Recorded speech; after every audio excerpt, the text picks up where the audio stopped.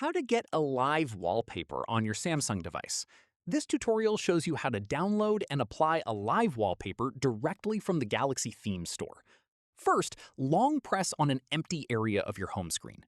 After that, tap on Wallpaper in Style from the options that appear at the bottom.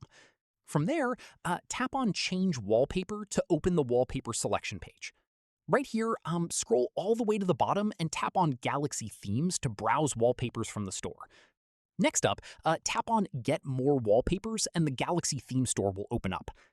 Moving on, tap the search icon at the top and type in Live Wallpaper to find animated wallpapers.